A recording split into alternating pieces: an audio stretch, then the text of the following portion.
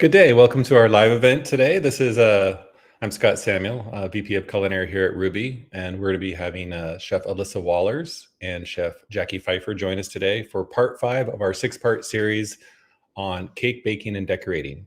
And today we're going to be focusing on piping, all about piping, talking about pastry bags, couplers, tips, different techniques. And I'm not an expert here, but Chef Alyssa and Jacquy are, and they'll be taking it from here to kind of give you an overview. If it's your first time to a live event, on the top right, there's a place to ask a question. There's already 4 or 5 questions there. If you have a question, place it there and we'll get to it in about half an hour, 45 minutes. We're gonna go through all these different techniques and show you a couple short videos from our course. The Cake Baking and Decorating course is the 3rd course of 3 online courses we've developed with the French Pastry School. It's approximately 70 hours long with approximately 100 plus videos and over 60 recipes. It's very detailed. So we are in part 5 and we're going to start a whole section on piping. So there's multiple units on piping, and this is the first section that will give you all the details. So I'd like to introduce my colleagues, Chef Alyssa and Chef Jacquy. Welcome. Hello. Hello. Love your shirt. So I love your shirt too. I like your black lines. Does that signify that you're a real chef? That I'm important. Okay, No? good. To myself. So tell us what we're going to do today. It's all about piping. We have some details that you can share with us. But first, tell us a little bit about yourselves before we jump in for those of us who have not heard it. My name is Chef Alyssa Wallers. I am a graduate of the French Pastry School back in 2005. Worked out in the real world for a long time, and then started teaching in 2016 in the cake program as well as the pastry program here at the French Pastry School. Thank you. And I'm Chef Jacquy Pfeiffer. I'm one of the co-founder of the French Pastry School, and I founded the school in 1995. And a few years ago, we met the wonderful team of Ruby, and we had the chance to show our expertise and way of teaching through those online pastry baking and cake decorating courses. All right, so let's get started. Always great to be with you guys. And let's first start on the first topic, and then we can show the videos. The first topic today will be how to make paper cones. Yes, you want to roll out the video first or afterwards? Yeah, it's about a minute video, so let's go through it now, and then you can speak to it. Go ahead, Patrick. Okay, all right.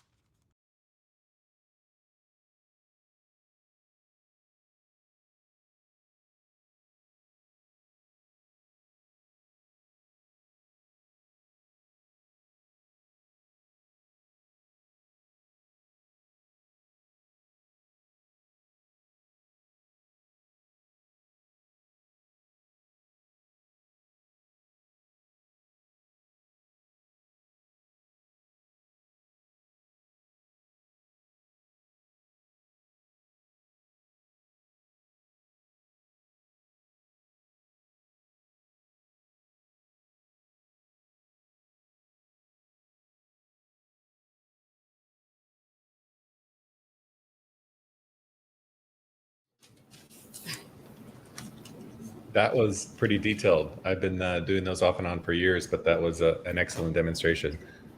Tell us a little bit more about the type of parchment paper and the type of fold and the tricks here. Chef Alyssa and myself, we were talking about this before this live event started, and this is the cone that is demonstrated in the video, the white one And this is the cone that I make, which is what I was trained on. But what I'm trying to say is a cone is a cone, and Chef Alisa is going to make one cone, and I'm going to make another cone. Is this a race? No? Yeah. 3, okay, 2, sure. 1. And then, oh, I won. Let Sorry. it go. Let Huh? it go. Let it go. Fine. So I won. So at the end, what we're trying to say is there's many ways to make a cone, and all of them are good if at the end of the day the end of your cone has a nice and even opening. Right. You shouldn't see anything in between. Like when you have your cone, you should just see the end of your cone, and you shouldn't see through your cone, because that means it's not closed enough, and it will easily come undone when you're trying to pipe it. I use parchment cones almost every time I decorate, and they can be used for chocolate, they can be used for royal icing, and even buttercream. One of the suggestions we do say though is buttercream is only like small amounts. So if it's any sort of larger amount of like border piping, I usually will use a different bag. But parchment is great for small detail piping for Yes. buttercream. And the type of paper is very important. It has to be a sturdy parchment paper that has a fair amount of silicone. The reason why we want that is the silicone protects the paper from any moisture that is in the filling, like buttercream contains water and fat. Huh? And a lot of fat too. And a lot of fat, Yeah. which will weaken the paper. And the worst thing that would happen if you pipe something on a cake and it explodes on the cake, that's very bad. So don't use cheap parchment paper that is very flimsy. Don't use wax paper either. Yeah, that's too much wax. No, it doesn't have the same kind of pliability as Yes. parchment. So And a lot of people are struggling at first because when we're teaching, we see that it's a kind of like you have to get the hang of learned it. skill, yeah. And so what I would tell people is you just take an 8.5 by 11 piece of paper, you cut it on a diagonal, and then while you watch TV, you just make a cone, and then you undo it and you make it again and again and again, and soon enough you're going to be able to make it, and with your eyes closed, which is what we require for a Yeah. good cake decorator, you know? No? Yeah, absolutely. I would say so. Now, what's also very important is to cut the end of your cone on a straight edge. If you cut it on an angle by mistake, the filling is going to shoot out on the side, and that's going to be very, very bad. What else do we have? When we're going about talking about cutting parchment, parchment bags can also be used with tips. They should only be used with the smaller piping tips, not a larger one. No. Because if you're using this large of a tip, then you have too much stuff in your bag. So if you're using a tip, it's usually only the small piping tips. And it's important that when you cut the bags, here's 2 bags here, that you actually cut it so about 3/4 of the tip sits out and about 1/4 sits inside. And that is because, like Chef Jacquy said, when you don't cut straight, if you don't cut enough, you'll get these little gaps. And as you're piping, whatever you're piping out, chocolate or royal icing, will start to seep through the edges. So just really important to make sure you cut it so that the tip is sitting flush in the bag. Yeah. And the reason why you would put a tip is if you want to make different designs. Yeah. But if you just want to write happy birthday or whatnot, you don't need a tip. You just need to cut a small opening so you have a very thin amount of chocolate or buttercream that comes out, and then you can go straight and write. Do you want to talk about how much filling we should put in the bag? Yeah. That is one of the number one problems I see when using any sort of piping bag with students learning how to pipe for the first time. They tend to overfill the bag. So this is really important in both parchment and plastic. You definitely don't want to fill it more than halfway up. Because what's going to happen is you're going to fill the bag too much and it's going to start coming out. So yeah, This is an even smaller bag, which we'll use sometimes for royal icing piping, but only about halfway. And then when you go to fill your bag, it's really important that you use the seam side to start to seal it nice and tightly. So that way, when you're piping, you already have that seam where the bag is made. It's already sealed nicely when you're piping. And then, so the first mistake is people always put not always, but very often they put too much in the bag. And you need a very, very small amount of chocolate or buttercream to write something on the cake. Very small amount. Now, the second thing is, second mistake that we see a lot is once the bag is sealed, this is the proper way of holding the bag. And then after that, you can hold it, whatnot. But then people, for some reason, the finger just goes like under the seal. And then the filling comes shooting out the wrong way. So always keep your finger on the sealed part, and then that will make sure that the filling stays inside. Okay? What else do we have? Did we cover everything? We wrote a lot of notes to make sure that we didn't forget anything. I think we got it, right? Yeah, I think so. Yes. So Chef Scott, I don't know if you have any other comment about piping, because I know you did a lot of piping in your career. I've done some, but my main question was, we started with how to make a little piping bag. But when are you going to be using the larger pastry bags, or the plastic bags, or the fabric bags? I assume that when you're going to be doing a larger cake, you're going to go with a larger bag, but the ones you've just described here are for the fine definition techniques of micro piping. So micro piping. Wow, that's fancy. I like that. You like that? Yeah. Mm-hmm. Just write it down. That's fancy, isn't it? So yeah. But I have a very good answer for you. Those little bags are there only to pipe very small details, and you should never use any parchment paper cone to pipe pâte à choux or cookies or whatnot, because actually some people think they can do that, but they're not strong enough. Okay, so the bags aren't strong enough. Yeah, you're strong enough. I'm strong enough, but not the bag. So only for decoration, okay? And then the plastic bags come in when it's time to pipe 1,000 cookies. Okay. Okay. Awesome. Let's move on to the next video, and then we can talk about it. And just to be clear for the people on the call today, the videos that we're showing, we've taken the voiceover off so that we can have Chef Alyssa and Jackie kind of speak to it. But all of the videos within our program have voiceover specifically detailing what's happening within the scene, and that matches and correlates to the recipe that is with that video. So let's go to the next one on the different tips and what does the number mean, and how do we learn about that. So go ahead, Patrick. Okay.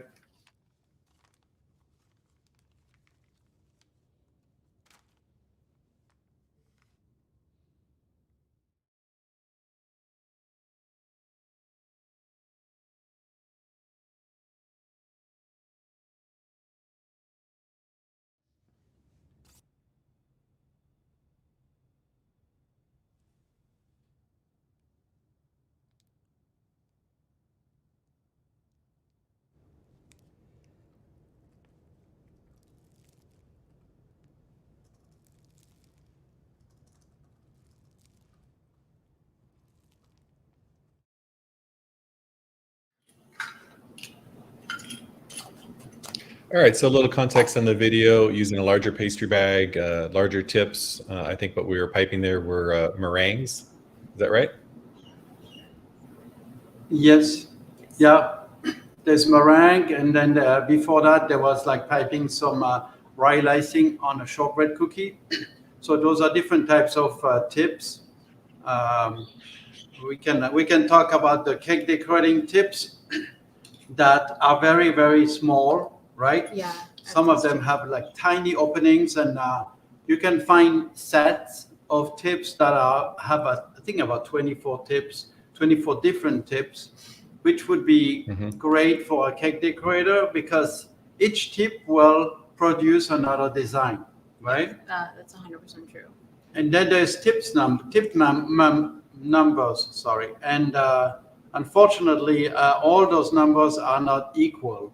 Many different manufacturers call the tips by numbers, others by millimeters and whatnot. Mm-hmm. So it's difficult to say tip number 2 is I don't know 2 millimeters for everybody who makes right. For the larger companies such as like Wilton, PME, Ateco, the numbers are fairly similar in sizes. I think it gets even trickier though with the larger tips and the larger sets. Yes. Then we have the larger tip, which by the way we show them to you in small containers. This is something that we advise you to do.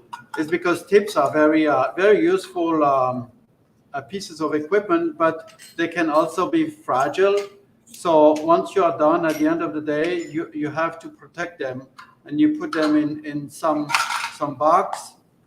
This way they don't get dented. And never ever put a piping bag with a tip near the dish area. You always have to wash those yourself and bring them back, because Chef Alisa and I, we fished out I don't know how many tips out of the garbage disposal at the school. Okay, it can ruin the tip, of course, but the garbage disposal is more important.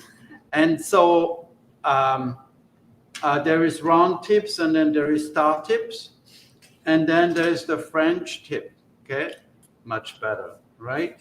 It's one of my favorite tips. That's the right thing to say. So the difference is not because it's French. It's the regular star tip have much bigger, wider. Yeah. How do you call those? Tines?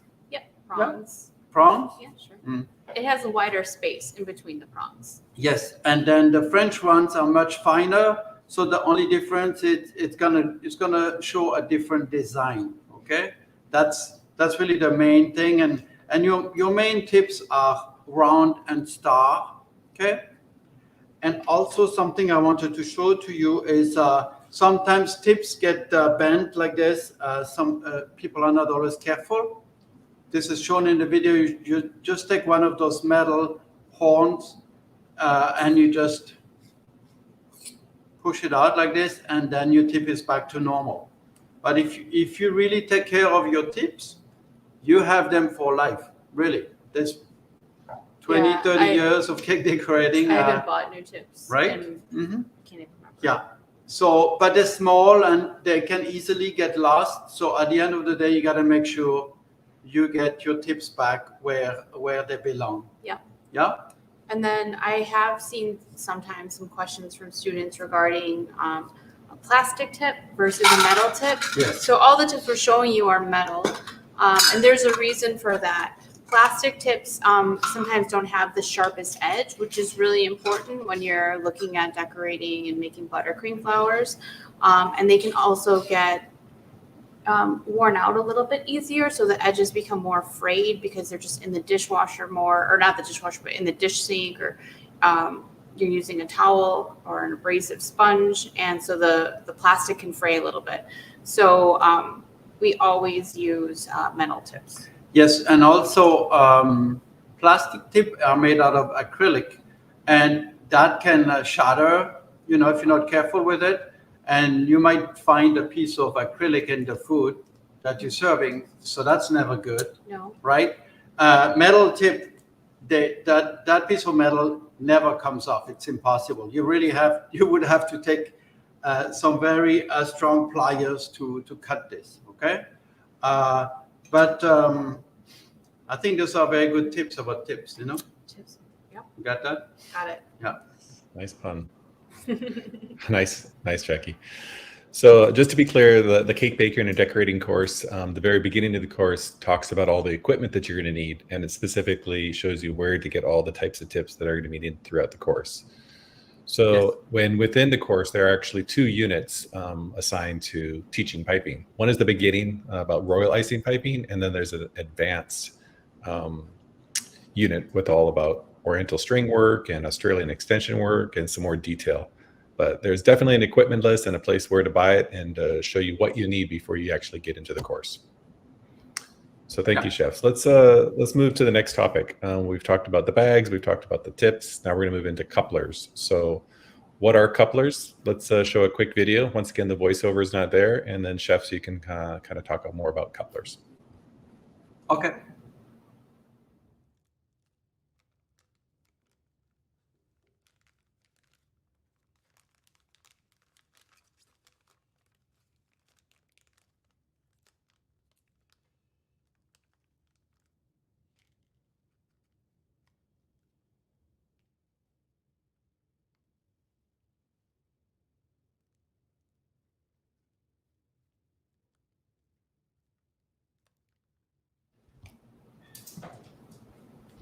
So for those of us on the call that don't know what a coupler is, I know it in some contexts. Chefs, tell us about a pastry bag coupler.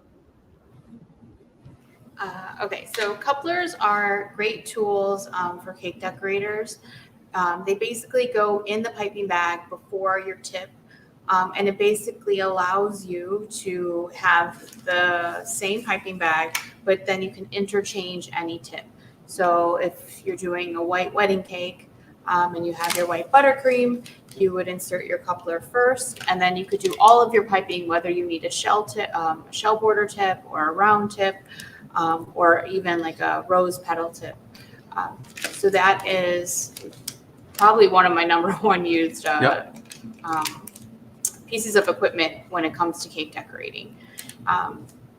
It's really important. You saw in the video when you insert the coupler into the bag, it screws on, okay? And it's really important to make sure that your plastic of your piping bag is actually over the threading so that it has a little bit more grip.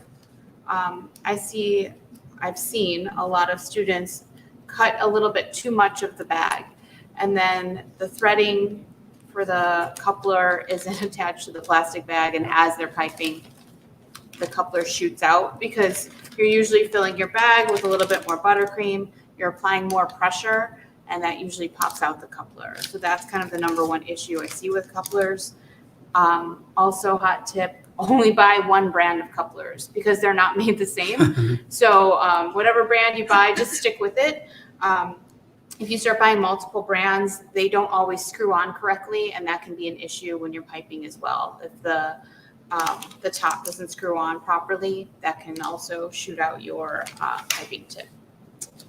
Yeah, and those couplers, they exist only for those small tips. They do not exist for larger tips like this. Okay, they should. They do. They do? They have some. I don't use them though because I don't usually have to interchange a lot. Yes. A lot of times the larger tips. But those are so useful, and I mean, with one bag and one coupler, you can put 10 different tips and pipe 10 different designs. So it's just wonderful. And also, it's very important to know that you should not use a coupler on a parchment bag. Couplers can only be used on plastic piping bags or on the reusable fabric piping bags. Yeah. All right, so we've talked about tips and bags and the coupler. Now let's fill a pastry bag and talk about some of the details around filling the bag. So we have a short video on that, and then we can discuss it. Okay.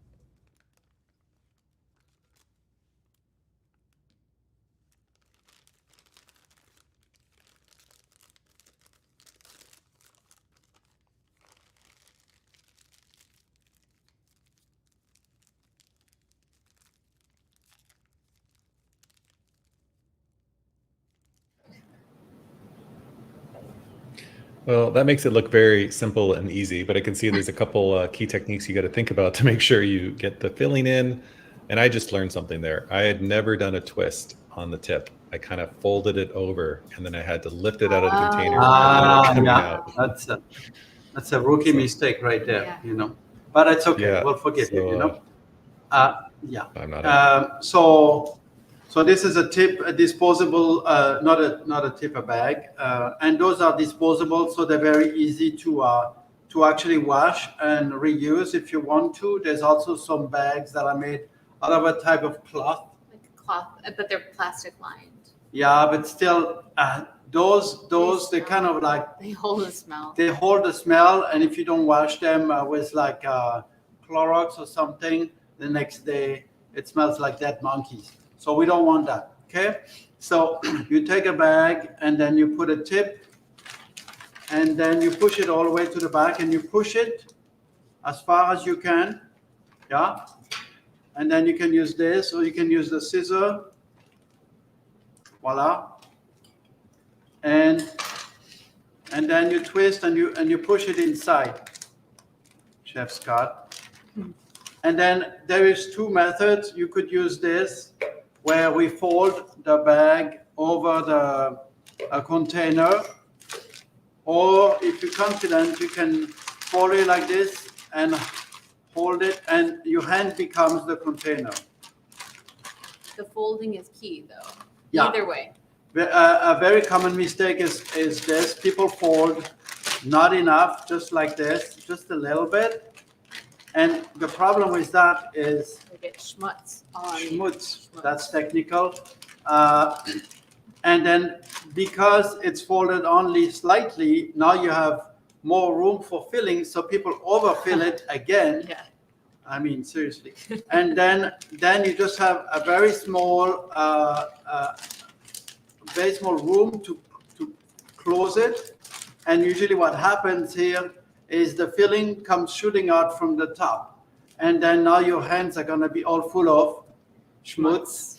And then it gets really, really sticky and everything. It's the beginning of the end, okay? So fold it. I would say at least a third. Yeah. At least a third. And then your hand, like I said, becomes the container. And then you need some kind of a hard surface here, because then with the scraper, you take the filling and you scrape it in by scraping it on your hand. Here you will scrape on the edge of the container, okay? And then after that, you gotta make sure that whenever you close it, you don't put schmutz again all around, okay?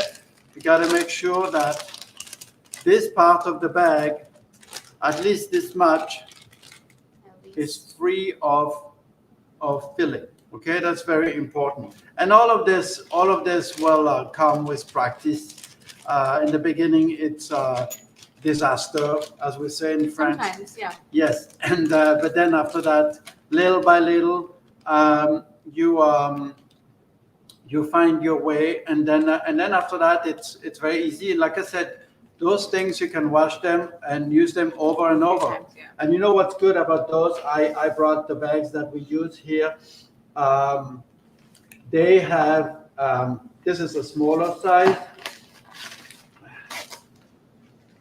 So I think this is 18, it's in centimeters. It's 12 of course. inches. It's a 12 inch. Yeah, and then, so you got, obviously for smaller jobs is this guy. This is for like real work. This is like pot au choux. Yes, Yeah, cookies. But what's good with those bags, the inside is smooth, the plastic is very smooth, so the filling will nicely slide out, while the outside is a little sticky. And so your hands will grab on nicely to the bag, and the bag is not gonna slide away from you, okay? I will say, when we're talking about plastic bags and filling, again, let's go back to overfilling. So a common mistake, especially when piping buttercream, and if you're using a coupler, that means you're using a smaller tip. If you're using a larger bag, don't fill it up more, okay? So this is a large bag. Kind of draw a line of where I would put the buttercream. Okay, your hand is just not strong enough to push out this amount of buttercream out of this small hole. So, and it doesn't matter like how long you've been piping. Like I wouldn't be able to do it, and I can pipe very well. It's just that the amount of pressure that my hand needs to put into that piping bag to get that buttercream out is just too great. So then your hand starts shaking. Absolutely. Yeah, that's never good. No. The cookies are gonna look shaky, you know. Yeah. But your two fingers right here are gonna close the bag here and gonna stay like this, and it's going to create kind of like a human clip. I know they sell clips where you can just like clip on here. Mm-hmm. We looked for one. We couldn't find one because we don't use those. And if you don't use a tip for for whatever reason, you can always use like clips like this to make sure the filling doesn't come shooting out. Okay. To refill the bag, like if you're piping mousse or a filling. Yes. Yeah. Okay, I think we covered the pastry bag. Yeah, those are all great tips. I just learned something today. I've been, piping pot au choux more often than not for years, and I typically will fill the whole bag up because I have a lot to do. And I was always finding myself showing the students, well, you got to hold it down here and twist it down here and then hold it up here. No, just fill a little at a time. It's a good tip. And actually, you're not going faster because you are, like Chef Alisa said, you're gonna have a lot to pipe, and your hand is gonna get tired very quickly, and it just doesn't help. It's better to just to not put too much in there, and then you can just keep on piping without too much effort. I think also, especially for chefs that maybe aren't doing as much decorating, it can seem like not a big deal to, okay, overfilled and my hand gets a little tired. But if you're doing a lot of cake decorating and you're doing a lot of piping, it's really important not to overextend the muscles in your hand because they can be cramping overnight or, so it's really important to make sure that you're not overfilling just so that you can build up that strength in your hand. Yep. Yeah, sounds like you're speaking from experience about sore hands overnight. Absolutely. So another tip that I know, and I used to work at the Culinary Institute of America, and in the baking department, I'd always see these new students doing a piping board. So they would find all the different shapes they wanted to pipe, and then practice with like a meringue. So would you recommend that for students trying to practice before they actually apply it to the cake? Absolutely. You should never, if you haven't done if the piping technique is new to you, the first time you pipe it should not be on a cake. So we definitely recommend, in the program, we do show like a fondant practice board. You can practice on a silpat. You can even practice on a sheet pan and then just use a scraper to scrape off as well. And then that's piping flat. And then if you want to pipe practicing on a surface, you can use a styrofoam dummy or even a cake pan is great so that you can practice. It's a lot different piping flat than it is piping on the side of a cake. So those are great techniques to practice piping. Yeah, and none of us were born great pipers. No, I was just telling somebody the first cake I did was like, I saw it. Happy birthday. It was like so shaky. It was, But it comes with practice. Yeah, it comes with practice. And then actually, Chef Alisa and we stay very close with our students and they show us their progress. And it's just wonderful to see how committed they are to the course and how they practice and practice and practice. And that is really the key to become better. It's kind of like learning the violin or whatnot. Yeah. Just keep on practicing, and after a while, it's just going to become second nature. And just like it's not the violin or the bicycle. Once you know how to ride a bicycle, you will never ever lose it. You will never forget how to pipe. Even if you pipe 10 years from now, you will know. You will remember it. Muscle memory. The muscle memory, and just the way you hold it and you drag it and this and that, it will stay with you forever.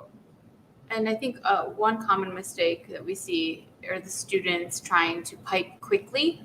And it's better when you're practicing, especially when you're learning a new piping technique, is to go slow. Your hand, the speed will come later. You just want to start learning how to control the tip and whatever buttercream or royal icing you're piping out. So go slow. The speed comes after you've trained your hand and your muscles to remember that technique. Yes. Yeah, in the beginning you need to learn how to pipe, the proper technique, and then after that, as you gain speed, the piping becomes even. You see, and one important thing is you should not overthink it, because if you overthink it, you're like, oh, what am I doing here? Left, right, this and that. Just go for it, and then after a while it gets better, you know? So moving forward, thanks for all your tips here. On the homepage of the live event, there is a little learn more box, so you can see a little bit more about the cake decorating course, in addition to our pastry course and bread baking arts course. And it'll give you a little bit more detail around the syllabus and the different units and what we're teaching. So Chef mentioned that they're very connected to the students. So as the students come into the course, there are over 15 assessments where they have to do something and take a picture of it and upload it for the chefs to take a look at and comment and grade. And it's really nice because there's a gallery of images within the course of what had been done before. So when you get into the piping unit and you're doing like Oriental string work, which is pretty detailed, you can actually see photos from other students and their work. And then you get personal feedback from Chef Alyssa and Nicole and Chef Jacquy on all the work that's turned in throughout the course. So it's kind of interactive in that sense and very connected to Chef Jacquy and team. So moving forward, let's go in. Go ahead. I just want to say we are surprised on a daily basis by the quality of the work the students are producing. It's just amazing. Yeah, and on social media, Chef Jacquy, I see your Instagram post every once in a while showing a picture from a student, and I'm just like blown away myself that this is actually something that you've done for many years, your whole career, and place this online for people to learn and kind of replicate these amazing things. Yep. So we have one more video, and then we're going to go into questions. A few good questions here with regards to temperature. We'll get into that. So let's take a look at the last video. It's about 20 seconds, and it's some of the do's and don'ts, and we can kind of wrap up our video sequence here.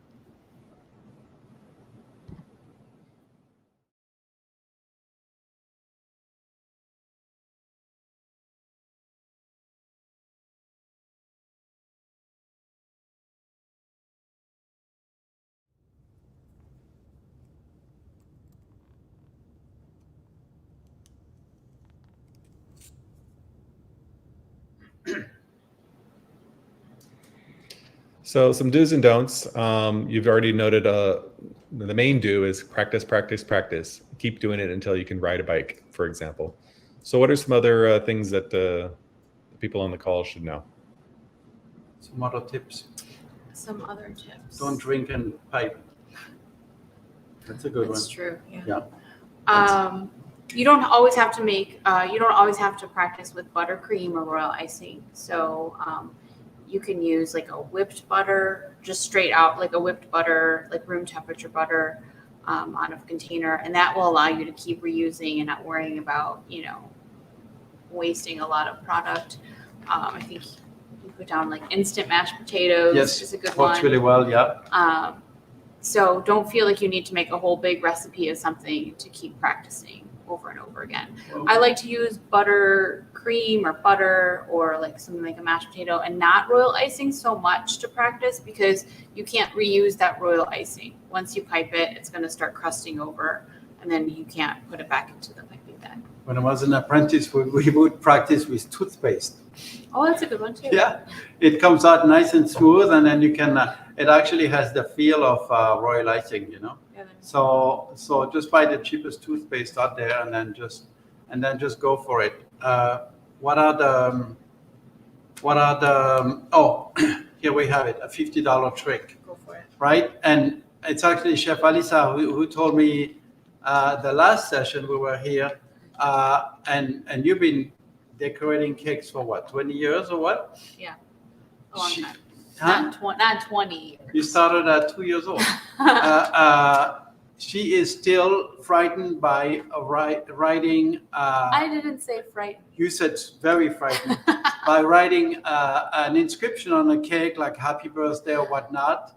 And the trick to prevent any accident is to make a small plaque, like a rectangle, out of fondant, and then write on that rectangle, right?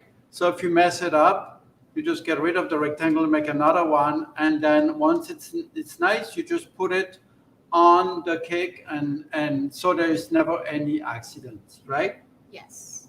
And I also like it because it doesn't, sometimes, especially during the pandemic, everybody was buying a Yes. small cake and they wanted maybe a lot of inscription or they wanted a lot of decoration and you just couldn't fit it all. So making a small plaque allows you to kind of place it so it looks really nice with the decoration that you had. Or if they wanted it on the cake and then they could take it off for a picture. So I really do like that. Yes. And you're going to talk about. I want to talk about something else. Yeah. From years of teaching, we see students, they pipe like this, just with one hand, or they pipe like this. I don't know. You can see it at the grocery store. At the grocery store. Yeah, they're just always doing it real fast. You always have two. This is your dominant hand. I mean, if you're right-handed, and then the left hand is your non-dominant hand. But the left hand is doing a great job at Holding it guiding, steady, yeah. and this way, actually, your body is following the action. If you just right here, your body does not know where to go, right? You're like falling. And then also, when you pipe, usually we say you pipe the way you write. So if you pipe from the left to the right, if you write from the left to the right, that's how you piped. Yeah. Usually. But I've seen That's not people, they true. pipe up and down or in zigzag like you. But like, if you're left-handed, Yes, then you go from then the you right go to the left. from the right to the left. So But if you're left-handed, do you write from the right to the left? no, Okay. but sometimes this will drag and it's Yes. not comfortable. So it's Yes. really important. If you're left-handed, you can go left. And you know what, Chef Scott, if you pipe and your hand hurts, you're doing something wrong, right? Because we've been piping for many years. Chef Elisa says it's not true, not 20 years, but it's okay. She doesn't want to age herself. So, but we piping a lot, Yeah. especially if you are in production, thousands and thousands of pieces. And at the end of the day, it does not hurt, right? And so if your hand really hurts at the end of the day, there's only two things. Or you just are a beginner and you don't have the muscles built yet, or you're holding your bag wrong, and it's gonna hurt badly. It's gonna continue to hurt even more in the future. So really, it's very important to follow the way we show how to hold a bag and how to pipe. And you always have to be in the center of the action. If your sheet pan is right here, Yeah. you got to be right in the middle. You cannot be like piping like this. Okay, we don't do that. What else? I think we said everything Yeah. else. Sometimes if you're really tall, I'm not, but if you are, I've seen people will kind of raise the piping surface a little bit. So if they're doing like a tray of cookies, so you're not leaning like too far over. Yeah, she's standing on a milk crate actually, so not very tall. Only like But 4'2". yeah, you gotta be. I'm a little taller by a foot, and you don't want to be piping like this. Yeah. And you don't have to put your face in the sheet pan. You just have to go like that, right? But if you go like this, then now your back is gonna hurt. So in this case, it's okay to put something up here and pipe like that. Okay. At the end, you have to be comfortable. Yeah. Otherwise, the pain is gonna get stronger and stronger. Okay. Awesome. A lot of great tips, chefs. Thank you so much. I'm left-handed, and I have not piped the proper way, and that's why I don't pipe very often, because I'm left-handed. It's okay to go right to left. I should have told us that before, huh? But it's okay, right? All right, so we have a few questions and comments. Let's dive into that. Our first one is super excited from Linda H. Linda, I hope you pulled some things out of this. And if you're in the course, I hope you're enjoying it. And if not, we do have within the course a question and answer function. So every task, there's a place to ask questions. So here we are in the live event. You can ask a question, but while you're in the course, the chefs answer questions every day coming through. When you get to a certain spot, you have a question, we'll answer within 24, 48 hours specifically to that question. Then it's posted in a bank of questions. So you can always kind of refer to it back in the future. So next question is from Daniel. Is there a particular type of bag or equipment we should be looking for when buying, disposable or not? So I think you addressed this with the plastic bag versus the cloth bag. What do you kind of recommend to have on hand? I definitely recommend having plastic bags. You can have maybe one or two fabric, like in a pinch, because sometimes you just forget, especially if it's in a box and you get to the end, you could be in trouble. But for the most part, I do recommend disposable bags. I will wash them out once or twice, so they're not always getting thrown away. But the fabric bags do tend to hold a little bit too much fat, which then can go rancid. Can you put this in a dishwasher? The plastic, I don't. Okay. No. I just wash it by hand. Yeah. So the bags that we're using come from a company called Thermo Hauser, and like I said, they're great because they're sticky on the outside and smooth on the inside. All right. So next question is coming from Mary M. I've always wanted to learn how to pipe flowers. Could you show us how? So I know that the chefs are not set up today to show you how, unless. But there's actually I think a second person who asked how to show another flower. So with Chef Alyssa, we decided that for the next event. Yeah. Awesome. The next event is the last event for the cake decorating, right? I believe. We are going to get set up, and then Chef Alyssa is gonna show some live piping and also some do's and don'ts to make those flowers, because those are pretty trendy, right? Yep. So next time for sure we'll be ready. Now that we know that it's a request. Yeah, so within the program itself, there's a couple of units all on piping flowers, and very detailed video with a voiceover describing specifically how to make from roses to orchids to calla lilies to blossoms to hydrangeas, all across the board. So a lot of detail on the course. Both gum paste and buttercream flowers are gone over very thoroughly in the course. Yep. And the next question was from Tisha about the demonstrating the piping of blossom. We will set that up on our next event, which is in April, and our sixth and final event, where we're going to cover some more tips and different hacks and student requests, and this will be one of the requests. So thanks, Mary and Tisha. So next question coming from Kate. Thanks for joining us, Kate. I know you're in the course. Chef, I'm having an issue with warm hands in the pastry bag. The buttercream looks good initially, but then the pipe decorations lose shape as the buttercream warms in my hands. I spend a lot of time refrigerating and then warming it up. Any tips on this to make it a lot easier for people with hot hands or warm hands? Yeah, this happens a lot. So one tip is you can get like an ice pack or bag of ice to kind of cool your hands down as you're working. The easiest one that I have though is just don't put a lot of buttercream in your bag. Okay, so sometimes what happens is like you have a lot of buttercream and maybe you're doing fine piping, but because you're holding it and your hands are so hot, it's starting to melt, and that's why eventually it'll start to lose its shape. So just cut down the amount of buttercream in your bag, and then once you see it's stopping, it's not holding its shape anymore, take off your coupler, take it, push out all of that like hot buttercream, cool your hands down, and then just go ahead and refill the bag. That's kind of the best thing for that. It's just use a small amount. And then if you can, do a lot of things in royal icing, because that doesn't get hot. Yes. From your hot hands. And another thing you can do, you can put 1 or 2 layers of latex gloves, and that creates a small buffer with your hand. So you put two layers of gloves, and you put them over ice For what? Half an hour? No. No, just like a minute or so. Yeah. And then your hands are going to be cold, and then pipe quickly, and make sure you don't have a lot of filling in the bag. Okay. All right.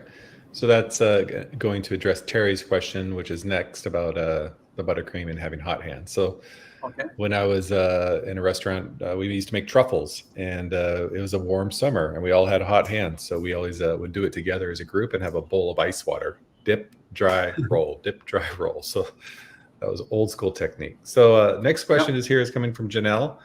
Good to see you, Janelle. Thanks for coming to the live event. Hi there. I'm not too confident in picking the right size piping tip for the cake base. What size piping tips are your go-to for piping around the base of the cake? Does the size tip matter or vary based on the size of the cake? Thanks. The size of the tip matters based on the size of the cake as well as the type of design. So for most cakes, I will actually use, I don't know if we have the correct tip here, but it's more of like a number 8 round tip. This is a number 5, and number 8 is just a little bit larger. So if I'm looking at maybe a pearl border on a 6-inch or 8-inch cake, number 8 of the small round tips is what I would use most of the time. But if I'm doing something that is maybe more fun or whimsical, then I might use a slightly larger tip. So it just kind of depends. If you are doing something that has more delicate features or buttercream flowers, you want to err on the side of smaller, but more like sometimes kids cakes or, just more fun, different, cakes. You can go a little bit larger, but it's never anything like this for like a 6 or an 8-inch cake. It's always a little bit smaller. Yeah. Can we go back? I saw Terry's question about the making stiffer buttercream because sometimes it gets hot. I just want to say that sometimes what I do is I will take powdered sugar and I will sift it into my Italian meringue or Swiss meringue, and specifically only for flowers if I need a little bit more stiffness. So I take some powdered sugar and then I fold that in, and it kind of stiffens it up just a little bit. So that one, I just wanted to go back to Terry's question. Yep. Okay. Yeah, thanks about that. Last question is from Maria Cecilia from Ecuador. She says, our climate is very hot and humid, and that does not help with buttercream, royal icing. Yes, for cupcakes and such. What's a recommended cover or decoration if you're living in a hot climate that buttercream and royal icing does not lend itself well? Fondant, I know we've had a lot of students from like the Bahamas or Florida, and they do specifically fondant cakes, which I know doesn't always work for cupcakes. They will do like, instead of covering the cake in buttercream, they cover it like a jam, so that it's not really prone to getting wet.